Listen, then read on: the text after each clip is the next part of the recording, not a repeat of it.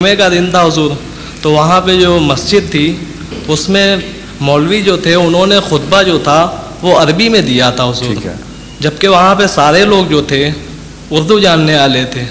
کیا ان کا وہ خطبہ جو تھا صحیح تھا؟ کیا خطبہ جو تھا وہ پورا عربی میں دیا، تو اس کے بعد جمعے کی نماز پڑھا دی. ٹھیک ہے، پھر اور جمعے کی نماز پڑھا کے کیا رہ جائے اس میں؟ مطلب حضور مجھے معلوم کرنا ہے کہ جو چیز سمجھ میں نہ آئے خطبے کا، وہ اردو میں دیتے تو سمجھ آ جاتا، ان کو تو اردو کا خطبہ بھی نہیں آتا. اونٹ پٹانگ باتیں کرتے، شکر ہے سمجھ نہیں آئی.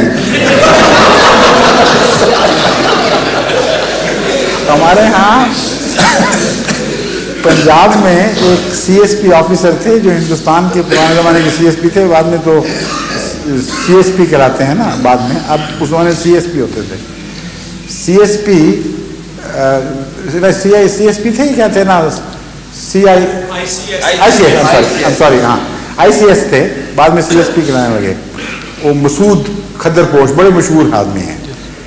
ان کو یہ جنون تھا کہ وہ یہ تلقین کیا کرتے تھے کہ نماز پنجابی میں ہونی چاہیے، اور وہ یہی مسلک لیتے تھے کہ عربی زبان ہم آتی کسی کو نہیں، نماز پڑھے گا پلے کا پڑھے گا.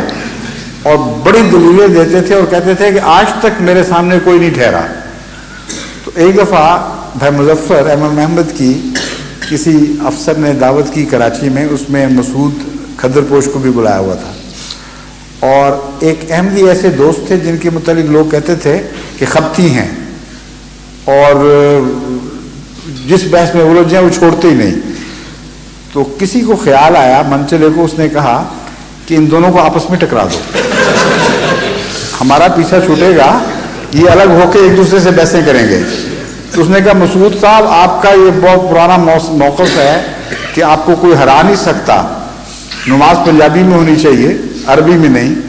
تو ہمارے ایک بزرگ ہیں وہ کافی قابل ہیں ان دو واسطوں میں، تو آپ ان سے الگ ہو جائیے، باہر جائیے اور ان سے گفتگو شروع کریں.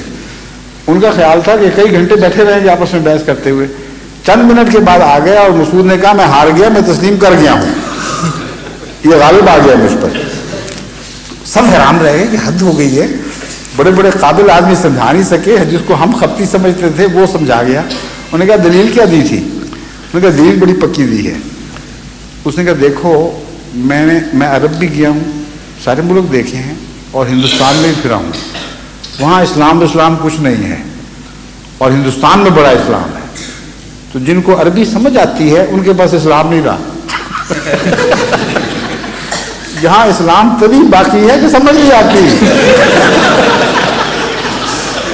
تو تم کس چکر میں پڑ گئے ہو، ان کو بھی غیر مسلم پڑھایا کرنا. مسعود کہتا ہے یہ بڑی میری ماں سمجھنا، دیکھو یہ پنجابی میں نہ ہی ہو تو اچھا. تو وہ خطبے اگر اردو میں دیں تو رہا سا اسلام بھی گوا دیں گے لوگوں کا. ایسی اٹھ پٹانگ باتیں کرتے ہیں، ان کو پتہ ہی نہیں اسلام کیا ہے. شکر غنیمت سمجھیں کہ وہ عربی میں بات کرتے ہیں، ورنہ اردو میں ضرور فتنے کی بات کرتے ہیں. تو غنیمت ہے کہ فتنے کی بات نہیں ہوئی. رسول اللہ علیہ وسلم کے الفاظ، مبارک الفاظ میں برکت ہے.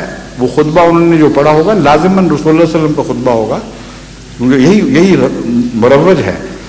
تو اس خطبے کو اگر آپ نہ بھی سمجھیں تو اس میں ایک برکت ہے. اور وہ حضرت صلی اللہ علیہ وسلم کا خطبہ بہرحال دائمی برکت رکھتا ہے، اس پر اعتراض کا کوئی حق نہیں کسی کو. نہیں معلوم کرنا تھا حضور مجھے.